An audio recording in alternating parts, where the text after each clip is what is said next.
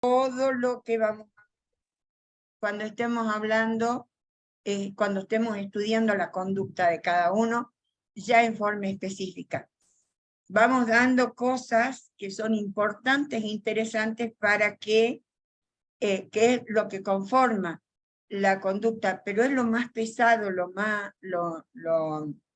más difícil de ver tan fácilmente. Entonces, lo que vamos a ver ahora se llaman instancias psíquicas. Freud habla de tres. La primera tópica, el consciente, el inconsciente y el preconsciente, y la segunda tópica, el yo, el ello y el superyo.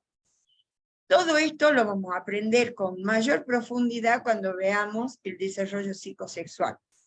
Pero es interesante saber cómo aparece, dónde está, qué es lo que hace, para que ustedes presten atención hasta el año que viene, que empecemos la segunda parte, vayan viendo qué es lo que pasa con la gente que están, van a ser pequeños psicólogos que andan dando vueltas, porque están estudiando eso. A mí me da gracia cuando la gente me pregunta, están conversando tranquilamente y me preguntan, ¿qué sos vos? Psicóloga, y ahí se atrás, como si uno estuviera estudiando permanentemente. Ustedes sí lo van a hacer, nosotros los psicólogos solamente estudiamos cuando lo tenemos sentado frente a nosotros.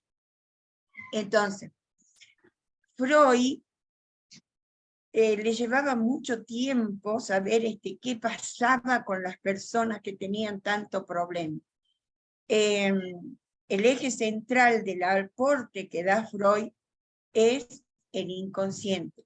A ver, yo les voy a decir un montón de cosas para que se lo graben y vean, porque es muy difícil. El inconsciente, pero ¿qué? Significa como dormido. Cuando uno está dormido, está entre la vigilia y el sueño, mucho más si no tiene un sueño profundo. Es como el estar dormido sin entrar en el sueño profundo, ¿no? Significa estar en un automático, porque uno siempre está alerta a todas las cosas y tiene siempre un automático de dónde refugiarse o a dónde ir. Por ejemplo, cuando uno está frente a un semáforo, está en automático, porque significa algo ajeno. El que está al lado, si lo has mirado, no sabes si es hombre, si es mujer, si es gordo, si es flaco, salvo que prestes atención. Y entonces ahí ya estamos más conscientes de lo que estamos haciendo. El inconsciente no es esto, es dormido, estar en automático, estar en ajeno, cuando está, y todavía mucho más cuando estamos conversando con alguien que no queremos que se entere de determinadas cosas, o que no quiero que aparezcan cosas dolorosas.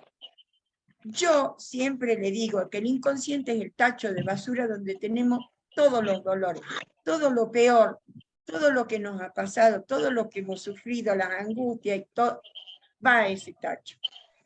¿Quién le gusta escarbar un tacho de basura? A nadie.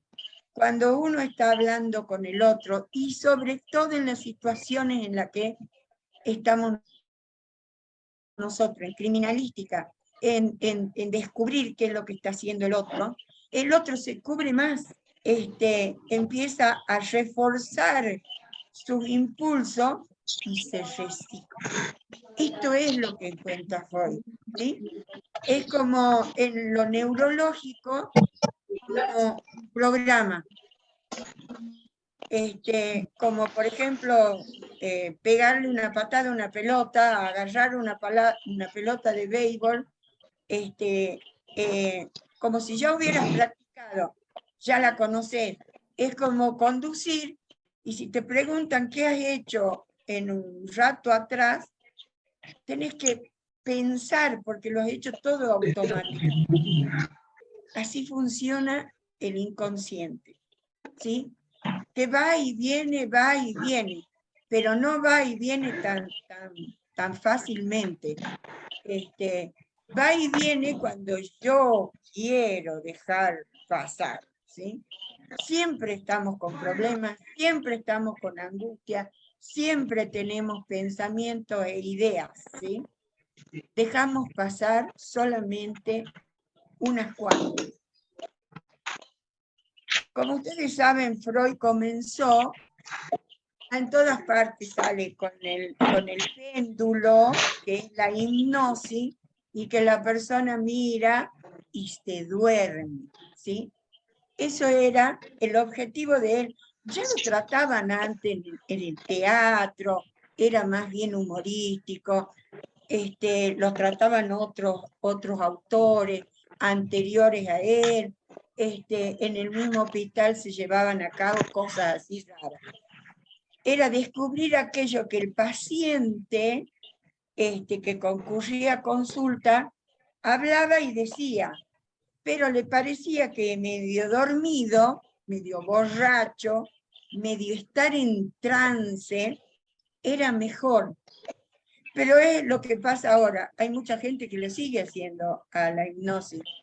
Yo he visto mucha gente trabajar con la hipnosis, pero el paciente lo que hace es contar lo que está viendo o cómo te está conduciendo el que hace la hipnosis. Y al fin y al cabo es lo mismo que estar despierto, porque el inconsciente sigue funcionando. El inconsciente, ya lo vamos a ver más adelante, casi al terminar, hasta en el sueño no quiere salir. Aparecen cosas, inclusive en el sueño aparecen como borrada, como modificada. A veces en lugar de soñar una novia, por ejemplo, cosa como a los 16 años, una gorda horrible, pero cuando uno le pregunta, ¿pero qué tiene que ver esta gordita con toda su historia? Y empiezan a contar, y el inconsciente empieza a hablar de las condiciones que tenía esa mujer a la cual quería hablar. Ahí, cual quería tratar. Digamos, tengan siempre en cuenta que el sueño es un deseo insatisfecho. Es horrible porque a veces el deseo insatisfecho es haber estado a los 15 años en el zaguán con la amiga. Les hablo del zaguán a ustedes porque ustedes han hecho zaguán. Los de ahora no hacen zaguán. En el zaguán, en el parque, en la oscuridad o cosas por el estilo, y se quedaron con la gana. Guarda, eso ha ido al inconsciente. No se pasó porque han ido a su casa y se andó un baño. No, quedó en el inconsciente como algo desagradable o algo que pasó que no les gustó, ¿sí? Así como eso, cosas mucho más desagradables, como por ejemplo el nacimiento de un hermano. El nacimiento de un hermano para el anterior es dolorosísimo, es dolorosísimo.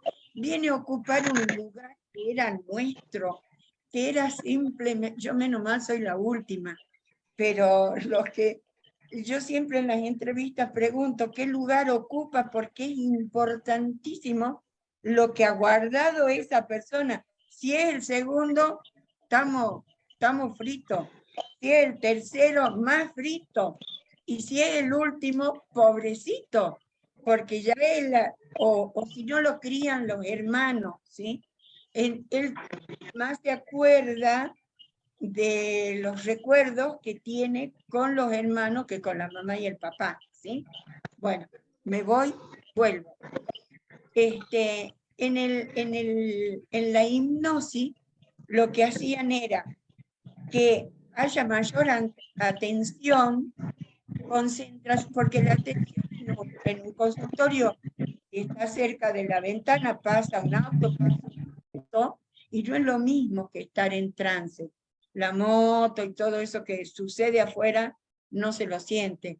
Hay una mayor concentración porque el terapeuta está diciendo, mire, usted está en este momento en un lugar paradisíaco. Ahora, paradisíaco, ¿qué es para mí? ¿Qué es para ese sujeto? Es totalmente distinto. Entonces, eso habla del paraíso y la imagen que cada uno tiene, ¿sí? Entonces, se le hace hablar acerca de lo que le sucede en ese momento, mientras uno lo va llevando a que cuente cómo se siente en ese lugar, qué es lo que hay, etcétera, etcétera. Yo les había dicho que Freud trató muchísimo a las mujeres. Y trató porque las mujeres en ese momento tenían una histeria terrible. Las histerias eran lo que hoy cree la gente que es la histeria, esa mujer que grita, que hace escándalo. No, ya pasó todo eso. Se desmayaban justo cuando el marido las llevaba a un baile, con esos miriñaques y esas cosas. Era bastante problemático. Y la verdad que después descubre que el problema estaba en el complejo de Edipo y todo eso que significa el complejo de Edipo. Ya lo vamos a ver cuando veamos la historia. Como él trabajó mucho a las mujeres, él, cualquier psicólogo le va a decir que prefiere 1000 veces atender a un varón, porque el varón es concreto. El varón va al psicoanalista o al psicólogo, se sienta y dice, mire señora, vengo por esto, por esto, por esto, por esto y por aquello. La mujer empieza a dar vueltas, ¿no? Sí, yo la verdad que quería, qué sé yo, uno se entera quién es la suegra, si se lleva bien o se lleva mal, si se peleó con una amiga, la verdad que es mucho más complicado y hay que ir llevándola al asunto por el cual vino. No está mal que hable, porque seguro que vamos a caer después en la suegra, en los hijos, en la amiga, qué sé yo, y el hombre, en la primera sesión uno sabe qué es lo que quiere, a qué viene y qué es lo que uno va a resolver. Las mujeres, uno tiene que pasar muchas más sesiones para empezar a circunscribirla al asunto que a ella le interesa, que más daño le está haciendo, ¿sí? Entonces, hay que entender que la persona no puede comprender tan fácilmente el pensamiento y los sentimientos. Muchos no pueden contar, ya vamos a ver por qué. Muchos no pueden contar lo que piensan y llevarlo a lo que sienten. Dan vuelta y vuelta y vuelta. ¿Por qué? Por esto que estudió Freud, la resistencia. No es fácil entender el impulso con el miedo. ¿Qué pasa con ese impulso que yo tengo y por qué no lo puedo soltar? Porque el miedo me aterra a sacarlo afuera. Y las actitudes y la motivación. ¿Qué es lo que hago yo y si estoy motivada o no para hacerlo? El sujeto y mucho más el delincuente no necesitarían terapia, ni siquiera el policía, la vigilancia, el poder judicial, ni nadie, si uno supiera saber qué sentimiento es lo que hace que mi pensamiento esté tan equivocado. Los impulsos, si los puedo poner encima de una mesa o decir qué es lo que me pasa, no tendría miedo. Y todas las motivaciones que tengo las llevaría adelante con las actitudes y las aptitudes que yo tenga, ¿sí? El ser humano es complejo por naturaleza. Entonces, la razón del desconcierto es en gran parte de lo que sucede en la mente de las personas y que se mantiene oculto, eso es lo inconsciente, ¿sí?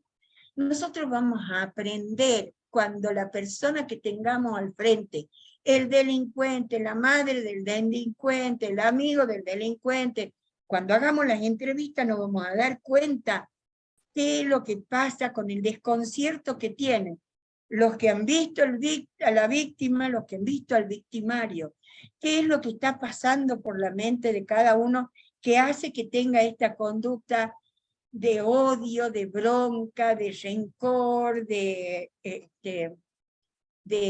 violencia. Freud no descubrió lo inconsciente, ya lo hacían todos los otros y en el teatro. Lo que Freud hizo fue aumentar nuestro conocimiento acerca de los contenidos y el funcionamiento del proceso inconsciente, ¿sí? Él se daba cuenta de que en la hipnosis la gente no podía mostrar totalmente y al otro día volvía con el mismo problema.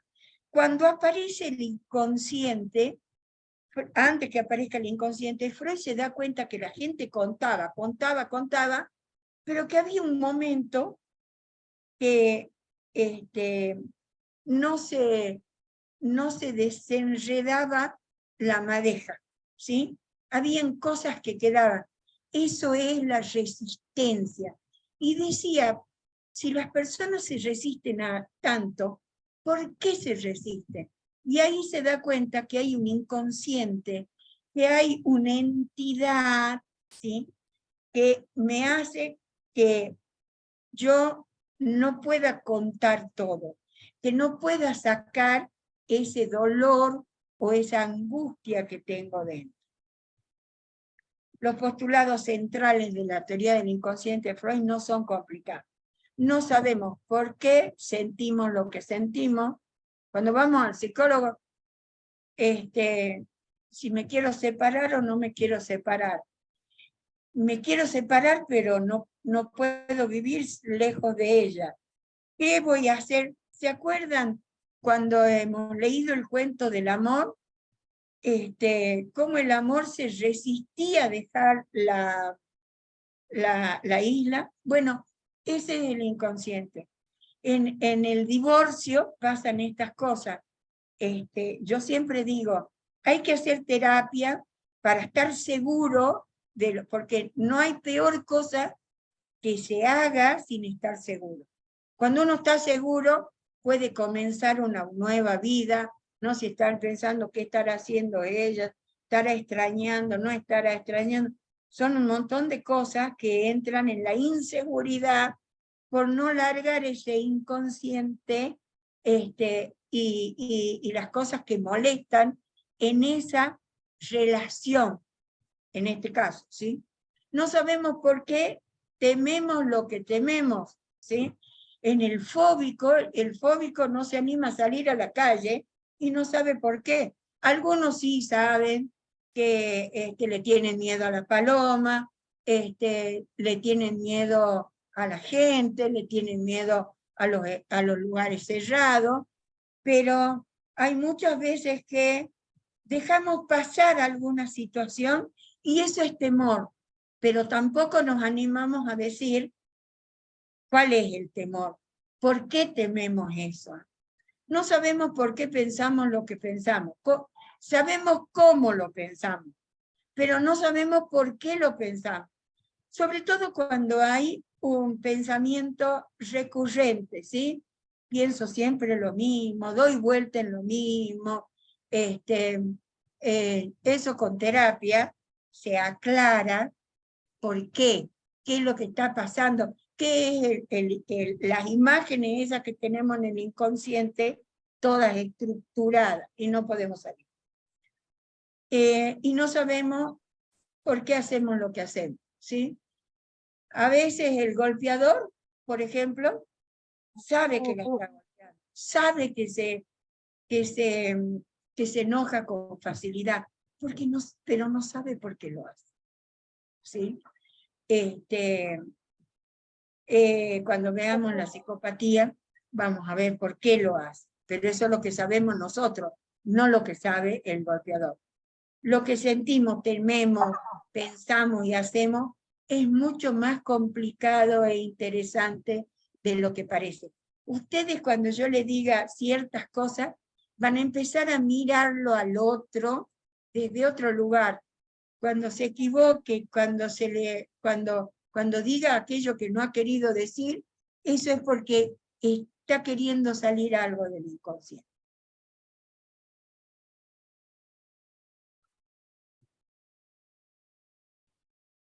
Freud se percata, a ver, él lo pone como una imagen, como algo que sucede en el inconsciente, ¿no? Se da cuenta de que la conciencia era solo una pequeña parte de la vida mental y concibe una imagen para descubrir cómo funciona la mente, cuál es el proceso. Y representó al inconsciente como un gran vestíbulo poblado de imágenes mentales. Todas esas imágenes intenta ingresar en la sala que conduce a un vestíbulo. En esa sala reside la conciencia, donde los impulsos esperan ingresar. En la puerta de ese vestíbulo se encuentra con un guardián. Ese guardián no permite que el ingreso y el impulso debe permanecer en el vestíbulo de la sala, ¿sí? Eso es el preconsciente. Yo tengo bien clarito qué es lo que quiero, a dónde voy, qué es lo que me va a ocurrir y demás. Y entonces estoy muy tranquila. Pero cuando yo necesito contar algo, sacarme un pensamiento de encima, sacarme un sentimiento doloroso de encima, curarme de lo que hago mal, yo necesito hacer que afloren cosas de del inconsciente al consciente. Freud decía que la única forma de que el paciente se cure era hacer consciente lo inconsciente. Una vez que uno hace consciente lo inconsciente, puede saber por qué piensa lo que piensa, por qué siente lo que siente, por qué teme lo que teme, y cuando lo entendés, se pasa el temor, el pensamiento y el dolor. ¿Sí? En caso de que no lo acepte, no acepte ese impulso y permanezca en el vestíbulo, el impulso inaceptable va más allá del umbral. Y entonces empuja, quiere salir, ver cómo va a salir, y una vez que logra penetrar en la sala, hasta que el consciente no llame la atención, no se hace consciente. A ver, ustedes van a estar conversando con alguien que está diciendo algo que le molesta y qué sé yo y qué sé cuánto. Cuando dice una palabra mal dicha, un recuerdo mal elaborado, una frase, la misma persona se queda mirando o dice, ay, ¿ves lo que dije? Cuando dice eso es porque la conciencia se dio cuenta que entró algo del inconsciente. Ya lo vamos a ver. Freud dijo que es importante que ese guardián deje pasar algunas cosas que van a permitir que esa persona, con ese impulso, solucione su problema. Al principio, quizás llorará, quizás se sentirá mal, quizás se vaya a su casa mal, pero no es malo. Cuando uno va, reflexiona, piensa, ¿por qué dije, por qué no lo dije, etcétera, etcétera? Aparece la solución. A veces en ese momento aparece el temor, la culpa, la vergüenza, ¿por qué lo dije? ¿Qué me pasó? Es como cuando uno no quiere decir una palabra y aparece sí o sí. ¿Habrá alguna pregunta? Porque no es tan fácil hongo. ¿No hay preguntas?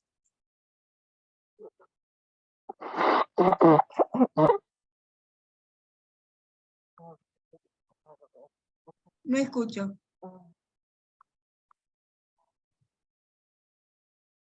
Yo les voy a dar un material que ustedes van a leer y van a entender bien esto, pero de todas maneras vamos a hacer un práctico que es el que me va a dar a mí la seguridad de que ustedes han entendido. Es importante aclarar que no existe una definición concreta o específica sobre el aparato psíquico y tampoco se puede especificar dónde anatómicamente está. El inconsciente existe, pero no tiene un lugar específico como hablan los neurólogos, ¿no? El concepto de aparato psíquico surge de una construcción, ya visto cómo hizo Freud, que utiliza esta expresión para referirse a la mente humana. Lo utiliza como el aparato psíquico, porque piensa que un aparato transforma en energía todas las acciones que uno tiene, ¿sí? Esa energía que circula dentro del aparato psíquico permite la realización de actividades, es decir, como poner en marcha los mecanismos de defensa, las negaciones, las actitudes positivas, la evolución y la estructura del aparato psíquico. Desde que nacemos es la libido. La libido es una energía positiva que me permite hacer cosas, ¿sí? Tiene que ver con la sexualidad, tiene que ver con todo lo que aprendo. Entonces, ¿en cuántos niveles está dividido? En consciente, en preconsciente y en inconsciente. Yo les voy a mostrar esto, que lo van a ver en todas partes, cómo con este iceberg, ustedes saben lo que es el iceberg, donde chocó el Titanic, ¿sí? Que lo que aparece arriba del agua es solamente un pedazo, pero lo más grueso está debajo del agua. Entonces, decimos que todo ese hielo que está abajo son todos los recuerdos, todas las penas, los dolores, las angustias, las frustraciones que hemos pasado en la vida desde que nacemos, quizás desde que fuimos gestados, hasta el momento actual. Podemos seguir mandando cosas al inconsciente, ¿no? El preconsciente sería esta agua. Ustedes saben que el agua es pesada, ¿no? Que el agua, si uno no llena los pulmones de agua, de aire, el agua te lleva para abajo, ¿sí? Y si un avión cae, o si nos tiramos desde arriba de un avión, el agua se convierte en cemento, ¿sí? Hace peso. Este es el preconsciente, este es el guardián que no te va a dejar salir a la conciencia más que lo que no te duele, más que lo que podés recordar sin angustia, sin dolor, sin desesperanza. El preconsciente, ya lo expliqué, es toda la fantasía, todas las vivencias, todas las cosas que yo tengo y que podría dejar pasar las que me convienen, las que no. ¿Se imaginan ustedes haciéndole una entrevista a un psicópata? o a una persona que comete fraudes, ¿sí? Esta persona tiene mucho de el inconsciente malísimamente mal, pero está acostumbrado a resistirse. El inconsciente es el nivel donde se encuentran todos los contenidos, emociones, deseos, ideas, vivencias y conflictos reprimidos que no tienen lugar en la conciencia. ¿Debido a qué? A la intensidad que producen displacer. O sea, el sufrimiento, cuando la persona lo recuerda, duele, ¿sí? Ahora, esto es importante. Freud se da cuenta que, bueno, hay un consciente, un inconsciente y un preconsciente, pero ¿y cómo lo descubro? ¿Cómo hago yo en la terapia? ¿Cómo vamos a hacer nosotros para darnos cuenta de que la persona tiene tal conducta en ese momento o lo ha tenido en el momento de realizar el acto o el hecho? Él encuentra que hay como estrategias, encuentran que hay componentes que hacen que la persona no se resista tanto y que puedan pasar cosas del inconsciente. Por ejemplo, los actos fallidos. Los actos fallidos, supóngase que sea una persona que tiene un hijo homosexual. ¿Cuántas madres nosotros conocemos que parece que no se dieran cuenta que tienen un hijo homosexual? Y ella habla y que el Oscarcito y que, ay, por Dios, Danielito, no quiero decir nombre, Ricardito, qué sé yo, ay, porque Ricardo va a salir bailando, Juan, le pongamos Juan. Juan es así, Juan es asá, qué sé yo, qué cuento. Y en determinado momento dice, porque Juanita, ese es el acto fallido. Decir una palabra que no estaba pensada para ese momento, ¿sí? Tanto se resistió, el guardián se descuidó y el acto fallido fue. Otras veces el acto fallido no es en palabras, es en acciones. ¿Han visto ustedes cuando van de la cocina a la habitación y se paran en la puerta y dicen, ¿a qué he venido yo? O abren la heladera y no sacan nada. No saben a qué han ido a la heladera. Vuelven, piensan, a veces no saben por qué han abierto la heladera o por qué han ido. Y otras veces se dan cuenta. Ahí habló el inconsciente.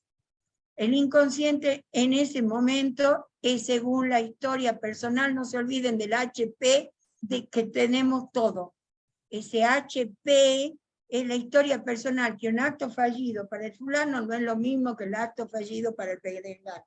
Por eso no es tan difícil el comportamiento de este psicópata con este psicópata, de esta histérica con esta histérica, de este ladrón con este ladrón, de este violador con este otro violador. Cada uno es una cosa distinta. Los lapsus verbales son más o menos parecidos. Los sueños, ahora lo vamos a ver, el síntoma, me duele la cabeza. Han hecho un montón de resistencia y apareció a veces en la sesión, a veces en una entrevista, le va a decir la persona, me duele la pierna, me tengo que parar, me duele la boca del estómago, otros tienen diarrea, me tengo que ir al baño. El chiste también es una estrategia para hacer consciente lo inconsciente.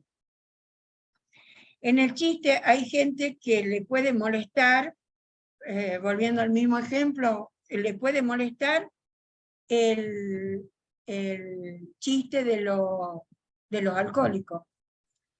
habría que ver qué es lo que pasa con eso que le molesta. O al contrario, se mofa del alcohólico o se mofa del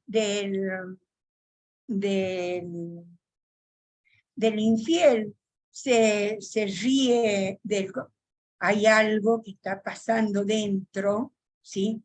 Porque con ese enojo o con ese sacarlo afuera, hay algún contenido inconsciente que está perjudicado.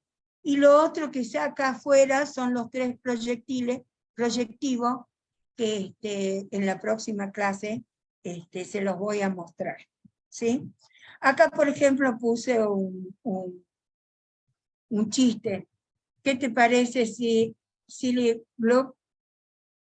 ¿Cómo me llamaste? Ay, Isabelita, mi amorcito, sí, vamos a tomar un heladito. ¿Ese es un acto fallido o un lapsus verbal? Le dijo el nombre de otra chica, ¿sí? Estaba pensando en la otra chica.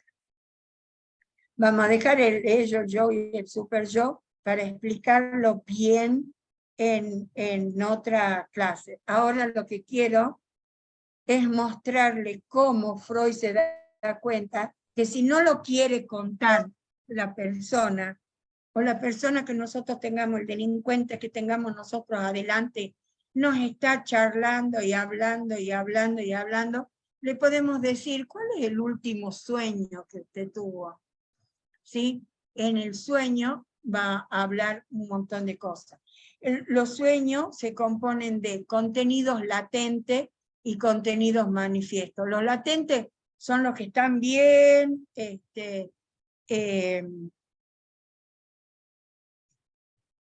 bien superficiales, bien dormidos. Y los manifiestos son lo que uno muestra, ¿no? Es la idea principal reprimida, corresponde el deseo inconsciente. Todo lo que esté escondiendo, todo eso es el inconsciente. Hay una transposición del pensamiento latente en imagen, ¿sí? ¿Cuál es el pensamiento latente? Recordar mi novia, ¿sí? Tener un recuerdo agradable de esa chica de 15 años de hace 30, ¿sí? La idea principal la modifica en el trabajo del sueño por una señora vieja, pero después le vamos a preguntar por qué es eso. Y seguro que va a decir que ahora piensa que ya no está tan linda como estaba antes, o que la dejó porque la madre era gorda y horrible y pensó que si se casaba con esa chica y que capaz que ahora está tan hermosa como era cuando... ¿Por qué? Porque ahora le está yendo mal en su matrimonio, porque ahora se ha dado cuenta que a esa chica la quiso tanto que nunca más pudo amar igual. Se dan cuenta que es lo que, cómo condensa el sueño en un zaguán, en un banco de la plaza. Hay un desplazamiento de la chica linda a la chica gorda y fea. Y se lo transfiere en lo contrario. Puede ser que en lugar de una mujer piense, haya puesto un hombre en el sueño, pero eso tiene que ver con el inconsciente de esa persona que está haciendo eso. Bueno,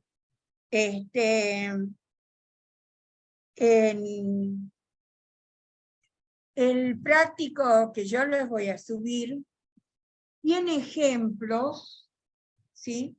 Donde les cuento, por ejemplo, 5 hechos. Lo que es el consciente, y por ejemplo, una señora que tiene problemas con su hijo en la escuela y no sabe cómo resolverlo. Bueno, lo está contando, lo está diciendo, le está contando a la amiga qué es lo que le dicen en la escuela, que no lleva las tareas, pero se está olvidando de algo, ¿sí? Se está cuidando de decir lo que a ella le duele, ¿sí? Que es que ella no se está interesando muy mucho por las tareas del chico, ¿sí? Y quizás esté enojada con la maestra que le saca a relucir aquello que o no puede enseñarle al chico o no. Entonces, hay una resistencia a querer decir qué es lo que realmente está pasando con ese niño y cuánto de culpa o de angustia le da ese hecho.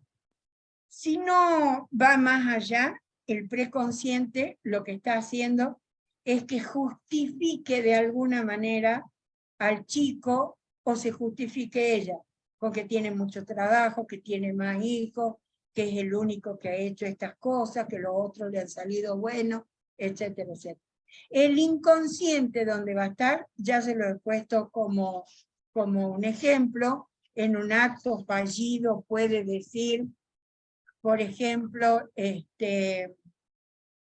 ignorante, y en realidad no quiso decir ignorante, sino que ella se considera ignorante y le está diciendo que la madre, que la maestra es la ignorante, que no sabe cómo conducir o cómo enseñarle a su hijo y no molestar tanto con las tareas. Bueno, acá voy a dejar de compartir. A ver cuánto queda. ¿Qué dice en el chat?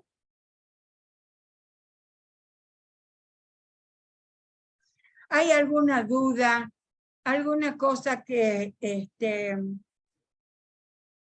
no se hayan dado cuenta? Hay un dibujito también en el práctico.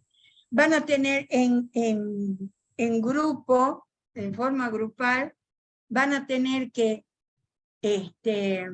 hola Nelson, buenas tardes, va a tener que inventar otro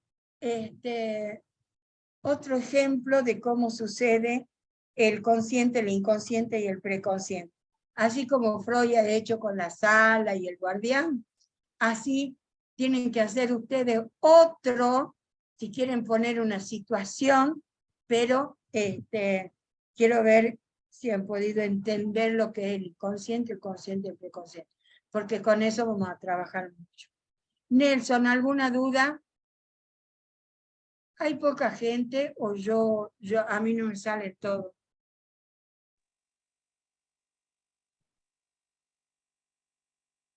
Acá el problema es que no puedo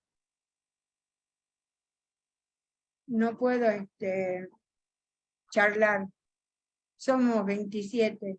Bueno, lindo número. ¿Alguna pregunta con esto? ¿Con los prácticos? ¿Se entendió? Bueno, Nelson, Áñez, me alegro. El tema de Freud, cuando habla del subconsciente, él venía de una escuela francesa, que no de la teoría que él desarrolla en Austria, pero no, como que se le reían en la cara, porque para esa época todo se consideraba que era algo anatómico, digamos, los problemas que había en la cabeza. Y él habla del inconsciente, y en ese entonces no había referencia, digamos. Y con la hipnosis, él sí, en principio usaba el péndulo, pero después creo que con el contacto, o sea, con el paciente, con el contacto corporal, él creo que ya de ahí ya lograba, como se dice usted, tratar de vulnerar el guardián ese que uno tiene, que no deja aflorar el inconsciente.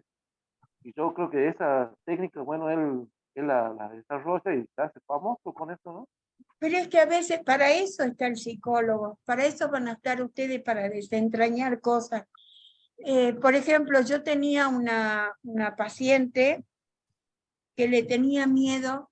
Primero vino porque tenía terror a escuchar la voz del padre. No atendía el teléfono.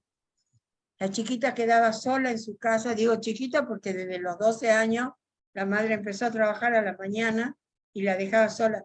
Y el padre tenía la costumbre de llamarla a esa hora para ver cómo estaba. Pero la chica tenía terror y no sabía por qué. ¿Sí? Yo lo primero que hice fue asegurarle su terror. ¿Sí?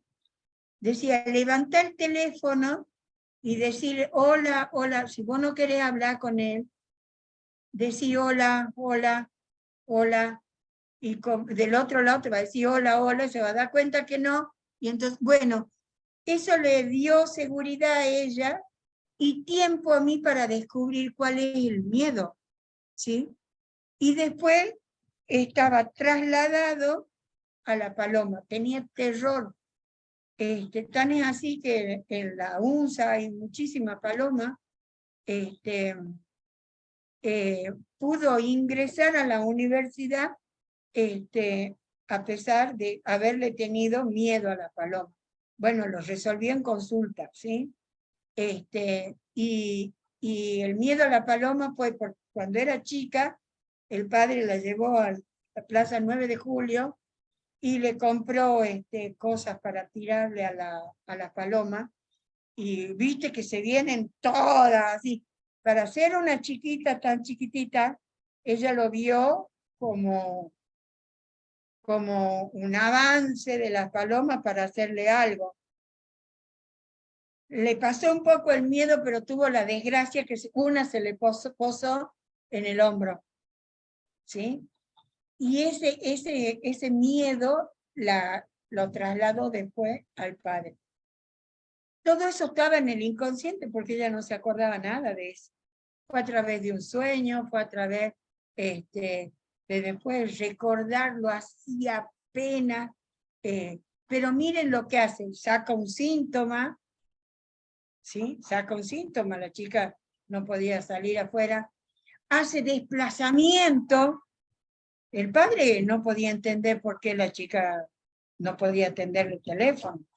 Y sufría y le dolía. La chica también se sentía mal de no poder levantar el teléfono y sentir tanto miedo. Por eso estuve tratando de explicarle esto de que la gente no sabe por qué teme lo que teme, por qué siente lo que siente, por qué piensa lo que piensa. Hay que desentrañar eso. Mire, se lo voy a repetir en otra oportunidad también. Somos los únicos seres vivos que venimos a este mundo con un trauma.